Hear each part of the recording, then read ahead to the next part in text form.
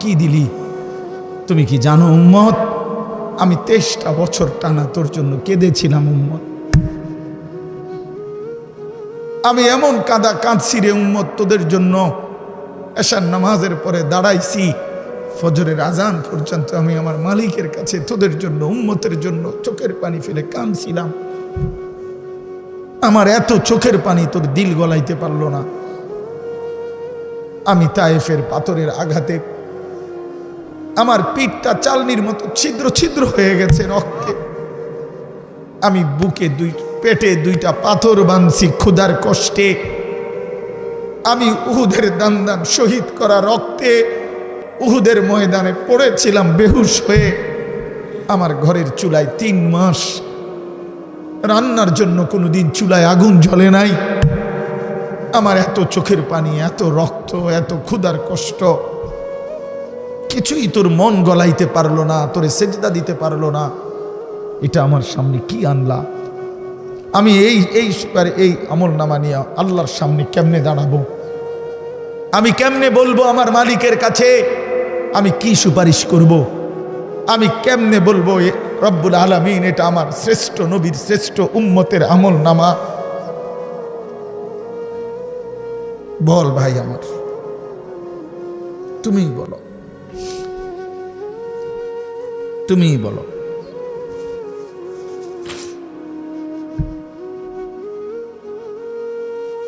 এত বিপুল পরিমাণ মুসলমান আমরা, 92% চাইতে বেশি মুসলমান আমরা, অথচ তারপরেও ইসকনের উগ্র হিন্দু সন্ত্রাসীরা আমার মুসলমান ভাইয়ের জবাই করে ফেলছে, রক্ত লাল করে ফেলছে জমিন। এতটা সাহস এই জমিনে কেমনে হলো? আমাদের ঈমান কোথায়? আমাদের হিম্মত কোথায়? আমাদের আওয়াজ কোথায়? এজন্য দোস্ত আমার, ছেলেরা, এই বন্ধুর কথা মনে রাখো। আর যদি কোনোদিন বলতে নাও পারি তো আজ বললাম, যদি সুযোগ না পাই তো একবারই বললাম। ফিলিস্তিনের মুসলমান আজীবন রক্ত দিবে, তুমি আজীবন মোবাইল টিপবা, এটা কোনো জীবনের শেষ কথা না। রোহিঙ্গা মুসলমান আজীবন কষ্ট পাবে, আর তুমি জীবন ভর শুধু মোবাইল টিপবার এই রঙের ঘুড়ি উড়াইবা না। প্রিয় ভাইয়া, এমনটা নাও হতে পারে, এমনটা নাও হতে পারে। ফিলিস্তিন যদি জমিনের উপরে, তো বাংলাদেশও জমিনের উপরে, নাকি বাংলাদেশ আসমানে? তাইলে পৃথিবীর এক প্রান্তে মুসলমান নির্যাতিত হলে, পৃথিবীর এক প্রান্তে মুসলমানের রক্ত লাল হলে, আরেক প্রান্ত আমরা নিরাপদ থাকি কেমনে? আমরা নিরাপদ আছি কিভাবে ভাইয়া? কিসের উপরে ভর করে? কে তোমাদেরকে আশ্বাস দিল তোমাদের এই অব্যাহত গুনাহ, নারী, ছবি, এই অসৎ আড্ডা, এই মোবাইলের দিন রাতের এই আসক্তি, এক ওয়াক্ত নামাজ না পড়া, কখনো ফজরের নামাজ না পড়া, এটা তোমাদেরকে আগামী দিনে স্বস্তিতে থাকতে দিবে, নিরাপদে জমিনে থাকতে দিবে? এই গ্যারান্টি কে দিল বন্ধু? যুবক বলো, ভাইয়া, কিশোর বলো, তরুণ ছেলে বলো। যদি পারতাম তোমারে বুকে জড়াইয়া ধরে কতক্ষণ কাঁদতাম যে কেন নামাজ পড়ো না, কেন আল্লাহরে সেজদা দাও না? আল্লাহ আমাদেরকে মাফ করে দেন। আমারও কথা হলো, আমরা চিল্লাইয়া যাই, যে কয়দিন হায়াত আছে, সুযোগ আছে, বলেই যাই, আল্লাহর কথা বলেই যাই। আল্লাহ তাআলা আমাদের প্রত্যেকের উপরে দয়া করে। ছেলেরা, ফিরতে শিখো। রাসূলুল্লাহ সাল্লাল্লাহু আলাইহি সাল্লামের সামনে কেমনে দাঁড়াবেন?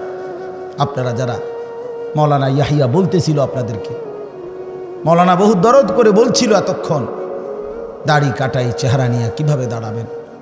60 বছরের বৃদ্ধ বাবা বিড়ি সিগারেটের এই দুর্গন্ধওয়ালা মুখ নিয়া প্রিয় নবী সাল্লাল্লাহু আলাইহি সাল্লামের সামনে কেমনে দাঁড়াবেন? 40 বছরের সুদের টাকা নিয়া নবীর সামনে কেমনে দাঁড়াবেন? 30 বছরের লাগাতার টেলিভিশন চলছে যেই ঘরে, আপনারা ফ্যামিলির সদস্যরা নবীজির সামনে কেমনে দাঁড়াইবেন? 25 বছর ধরে 40 বছর ধরে যে বোন কোনোদিন পর্দা করে নাই, সেই বেপর্দা বোন নবীজির সামনে সুপারিশের জন্য কেমনে দাঁড়াবে? কোনোদিন ফজরের নামাজ পড়ে না যে মানুষটা, সে রাসূলুল্লাহ সাল্লাল্লাহু আলাইহি সাল্লামের সামনে কেমনে দাঁড়াবে? সুপারিশ কেমনে চাইবে বলে? দাঁড়াবে কিভাবে? এজন্য আজকে নিয়ত করি যে ইনশাআল্লাহ 5 ওয়াক্ত নামাজ পড়ব ইনশাআল্লাহ। ছেলেরা বলো বাবা, নওজওয়ান সাথী নিয়ত করো বাপ, হিম্মত করো, পারবা ইনশাআল্লাহ। তুমি পারবা, তুমি যুবক পারবা ইনশাআল্লাহ। নওজওয়ান তুমি পারবা ইনশাআল্লাহ। তুমি সেজদা দিলে আল্লাহর আরশ কাঁপা উঠবে ইনশাআল্লাহ। তোমার আওয়াজে, তোমার হুঙ্কারে, তোমার সেজদায়, তোমার আল্লাহু আকবারের ধ্বনিতে ইসকনের গুন্ডারা হেরে যাবে, ইসকনের সন্ত্রাসীরা হেরে যাবে। ইসকনের জমিনটা এটা ইমানদারের জমিন, এটা মুসলমানের জমিন, এটা কালেমার জমিন, এটা হকের জমিন। এই বাংলার জমিনে ইসলামের পতাকা উড়বে, কালেমার পতাকা উড়বে। এই ভারতীয় আধ্যাত্মবাদের, ভারতীয় এই পত্তলিকদের কোনো ষড়যন্ত্র বাংলাদেশের জমিনে বাস্তবায়ন হবে না। যুবক দাঁড়ায়া চিৎকার বড় বলো ইনশাআল্লাহ। দাঁড়াও নওজওয়ান, দাঁড়াও জওয়ান, দাঁড়াও জওয়ান, দাঁড়াও জওয়ান। হুশিয়ার সাবধান, ইসলামের দালালেরা হুশিয়ার সাবধান, ইসলামের দালালেরা হুশিয়ার সাবধান, ভারতের দালালেরা হুশিয়ার সাবধান। আরো জোরে বলো, আরো জোরে বলো। ভারতের দালালেরা হুশিয়ার সাবধান, ইসলামের দালালেরা হুশিয়ার সাবধান।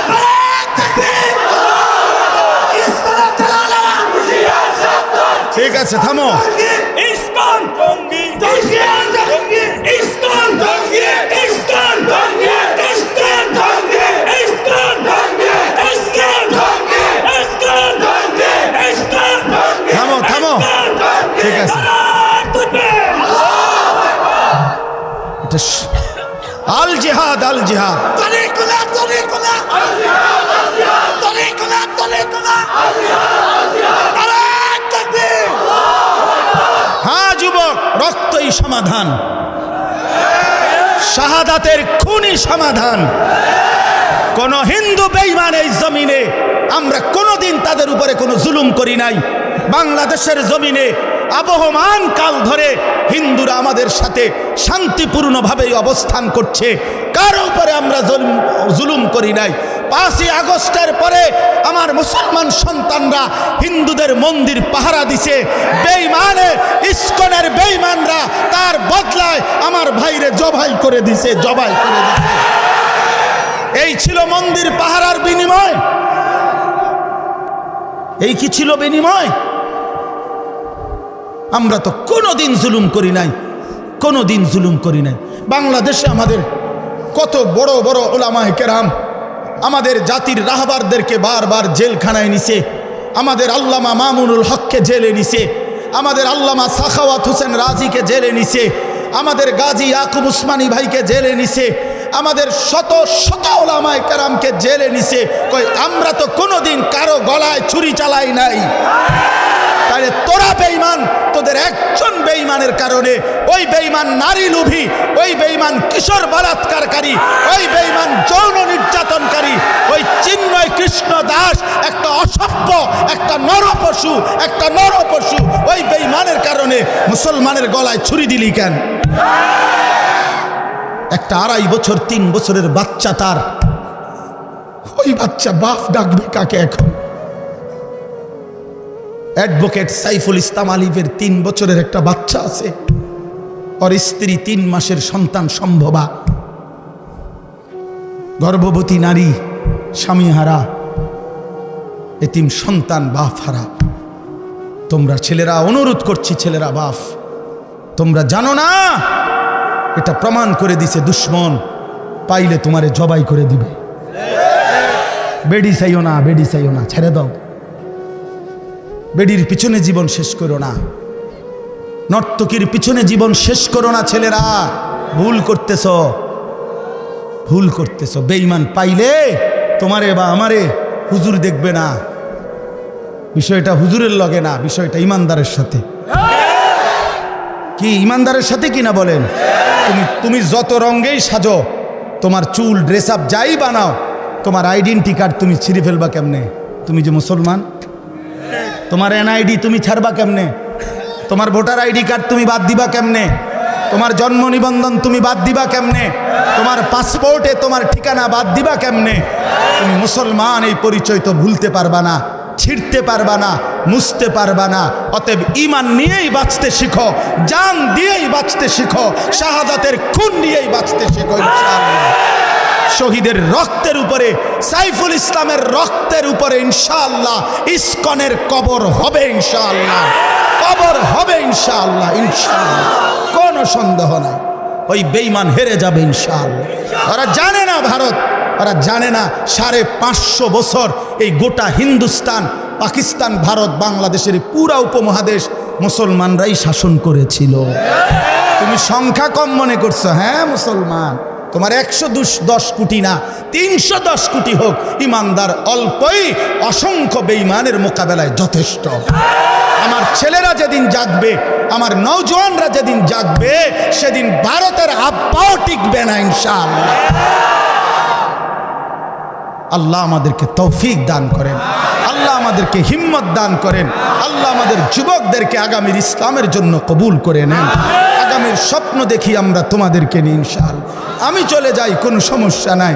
আনিসুর রহমানের রক্তে জমিন ভেসে যাক, কোনো অসুবিধা নাই। এমন 2, 4, 10, 50 জনের রক্ত ঝরলে কিচ্ছু হবে না, ওই রক্তে ঈমানের পতাকা উড়বে ইনশাআল্লাহ। আল্লাহ তৌফিক দান করেন। চলো ভাই, আল্লাহ তাআলা বললেন এই মক্কার কাফেরদের, কুরাইশদের এই হালাতের উপরে আল্লাহ তাআলা কি বললেন? আল্লাহ তাআলা বললেন আলহাকুমুত তাকাসুর। এইবার তর্জমা শুনেন, তাইলেই কথা শেষ। আল্লাহ তাআলা বললেন আলহাকুমুত তাকাসুর হাত্তা জুরতুমুল মাকাবির। আল্লাহ বলেন, হায় বান্দা কি করলা?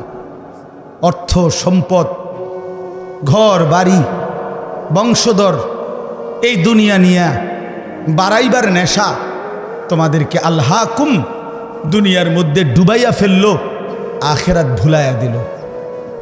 এই আলহাকুম শব্দের অর্থ দুইটা, শাগালাকুম, আনসাকুম। এক অর্থ হইল তাকাসুর শব্দের অর্থ হলো বাড়ানোর নেশা। এই কথাটা বুঝছিনি? কিসের নেশা? সম্পদ বাড়ানো, ক্ষমতা বাড়ানো, বংশধর বাড়ানো, নেতাগিরি ফেতাগিরি, এগুলোর মানে দুনিয়া বাড়ানোর নেশা তোমাদেরকে আলহাকুম আই শাগালাকুম ব্যস্ত করে ফেলছে, ফিল দুনিয়া, দুনিয়ার ব্যাপারে। আর কি করছে? আনসাকুম আল আখেরা, আর তোমাদেরকে আখেরাত ভুলাই দিছে। এরই মধ্যে হাত্তা জুরতুমুল মাকাবির, একদিন তোমরা কবরেই পৌঁছে গেলা। কোথায় পৌঁছে গেলা? এই কি সুন্দর কথা। আল্লাহ বলছে আলহাকুমুত তাকাসুর। আমার বান্দা দুনিয়া বাড়ানোর নেশা করতে করতে, এ দুনিয়া দুনিয়া দুনিয়া করতে করতে হাত্তা জুরতুমুল মাকাবির, একদিন তোমরা কবরেই পৌঁছে গেলা। কই পৌঁছে গেলা? এই মানুষ বলে না, আরে কও কি, কালকেও তো তার লগে চা খাইছি, হে মারা গেছে, ইন্নারিল্লাহ, এরকম বলে কিনা মানুষ? আরে আরে কও কি, এই যে গত সোমবারে একসাথে গেলাম আমরা মুরাদনগর থেকে কোম্পানিগঞ্জে, সে মারা গেছে। এইভাবে, অর্থাৎ এই দেখতে দেখতে দেখতে দেখতে নাই, দেখতে দেখতে নাই, দেখতে দেখতে নাই। আল্লাহ বলেন একদিন এই দুনিয়া দুনিয়া করে করে অর্থ বিত্ত, টাকা পয়সা, ঘর বাড়ি দালান, দেখবা দোতলার ছাদের কাম বাকি, 3 তলার আস্তর বাকি, খাট এখনো দোকানে বেটা এখনো দেয় নাই, হ্যাঁ সোফা বানানি শেষ হয় নাই, বিল্ডিংয়ের ইট গাঁথা শেষ হয় নাই, এখনো সবগুলো টার্গেট পূরণ হয় নাই। এরই মধ্যে দেখবে একদিন হাত্তা জুরতুমুল মাকাবির, পৌঁছে গেছো কবরে, পৌঁছে গেছো কবরে। তো আল্লাহ তাআলা বলেন তোমরা দুনিয়ায় ডুবে গেলা, আখেরাত ভুলে গেলা, তোমাদের বাড়ানোর নেশা, সম্পদ, প্রাচুর্য তোমাদেরকে অস্থির করে ফেললো। হাত্তা জুরতুমুল মাকাবির, একটা পর্যায়ে তোমরা কবরেই পৌঁছে গেলা। এই কবরে পৌঁছে এবার আল্লাহ বলেন কাল্লা সাউফা তা'লামুন, আল্লাহ বলেন, বান্দা শোনো, সাবধান, এই কবরে আসলেই অল্প সময়ের ব্যবধানে তোমারে বুঝাই দেওয়া হবে তোমার এই দুনিয়ার লোভ আর আখেরাতের প্রতি বিমুখ এর পরিণতি কবরে কি। আমি আল্লাহ কবরের প্রথম আযাব দিয়েই তোমারে আমি বুঝাই দেব। সুম্মা কাল্লা সাউফা তা'লামুন, অতঃপর আবার পুনরায় হাসরের ময়দানে নিয়ে জাহান্নামের আযাব দিয়ে দ্বিতীয়বার আবার বুঝাবো আমার নাফরমানির শাস্তি আর পরিণতিটা কি। এই কথা স্পষ্ট তাফসীরে লিখছে, কাল্লা সাউফা তা'লামুনা ফিল কবরে সুম্মা কাল্লা সাউফা তা'লামুনা ফিল আখিরাতে। একবার তুমি বুঝবা কবরে, আরেকবার তুমি বুঝবা আখিরাতে। আখিরাতে এই হারাম, এই সুদের টাকা, ঘুষের টাকা, কিস্তির টাকা, এই 2 নম্বরই টাকা, বাটপারি টাকা, ওজনে কম দেওয়া টাকা। 3 নম্বর মাল রে কইছো, 1 নম্বর ফসা কমলা দিয়া ডজন বেচ চালাইছ। বাটফার 100 গ্রাম কম দিয়া 1 কেজি গোস্ত বেচ চালাইছ। হ্যাঁ, সদবদ কই শিখছো এসব বাটপারি? এত কিস্তি, এত আমি একটা এটা গোস্তর লগে আমার ঝগড়া না ভাই, ঠিক আছে, সবটির মধ্যেই আছে নাকি?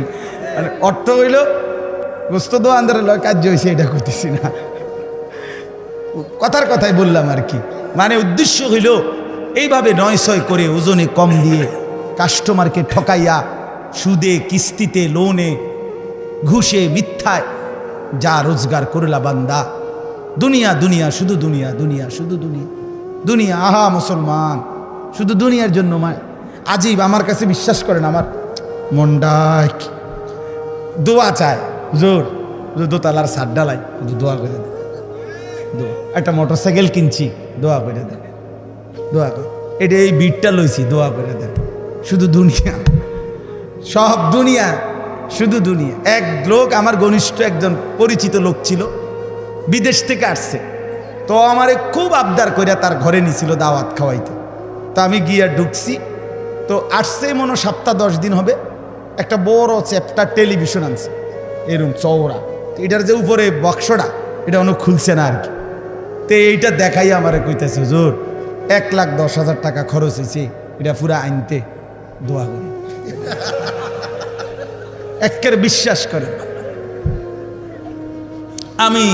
আমিও দোয়া করছি।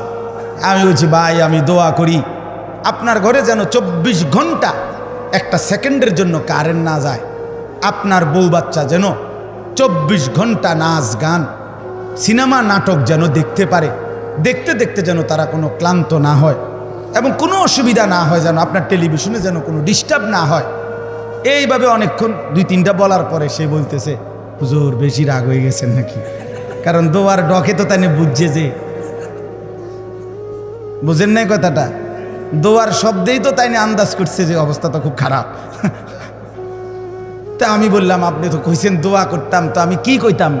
টেলিভিশনের দোয়া তো আপনি এগুলোই, যে টেলিভিশন যাতে ঠিকমতো চলে, নাহলে কি দোয়া করতাম? তার মানে পরে লজ্জা পাইছে, বুঝছে যে না, কথাটা আসলে ভুল বলে ফেললাম। তা আমার বাপ শুধু দুনিয়া চাইলেন।